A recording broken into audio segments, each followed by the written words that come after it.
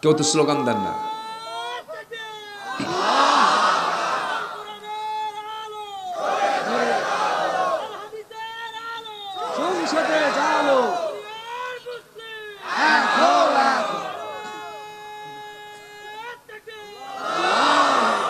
আল্লাহ কবুল করুন। এই স্লোগানও দিতে দিত না। এই স্লোগান দিতে গেলেও বলতো, হুজুর এই স্লোগান দেওয়া যাবে না। কেন? জঙ্গিবাদের গন্ধ আছে। কিসের গন্ধ আছে? কি স্লোগান দিতে হবে? জালো জালো। হ্যাঁ, ঠিক আছে না? স্লোগান দিতে দিত না। এক মাহফিলে আমি উঠলাম, এই স্লোগান আমাকে বলতে বলছে, হুজুর আপনি স্লোগান দিবেন না। আমি বললাম, তাহলে মসজিদের আজানও বন্ধ করে দেন। কেন? মসজিদের যখন আজান মুয়াজ্জিন শুরু করে প্রথম আওয়াজ কি? জোরে বলেন। নামাজ যখন শুরু হয় ইকামতের প্রথম আওয়াজ কি? ইমাম যখন নামাজ শুরু করে তার প্রথম আওয়াজ কি? সেজদায় যেতে কি? রুকুতে যেতে কি?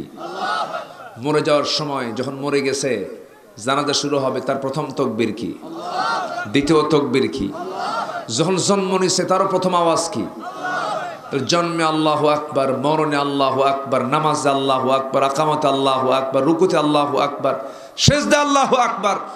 মাহফিলে যারা আল্লাহু আকবার বলতে বাধা দেয় তাদের জানাজা না দিয়ে কুত্তা বিলায়ের মতো বিদায় করা দরকার ছিল। বলেছি আমি কোনোদিন একটিবারের জন্য দেশও ছাড়ি নাই, হক কথা বলা বাদ দিই নাই। জেলখানায় তো মাঝে মাঝে আসা যাওয়া হয়েছি।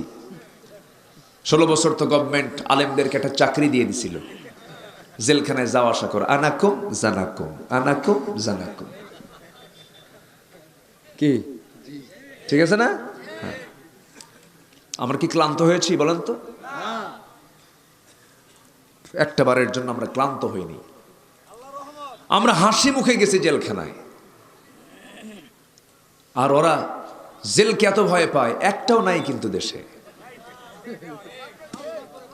আছে কেউ? আছে, দু একটা আছে, এ তো থাকবে। কিন্তু খেলা হবে নাই তো। কথা বোঝেন না? কথা বোঝেন না আপনারা? কথা বোঝেন না? তাহলে শীর্ষ থাকা যারা খুব যারা ব্যাটিং করেছে, ব্যাটিং ব্যাটিং কেউ আর নাই, ব্যাটেও নাই, বলেও নাই, সব সরে গেছে।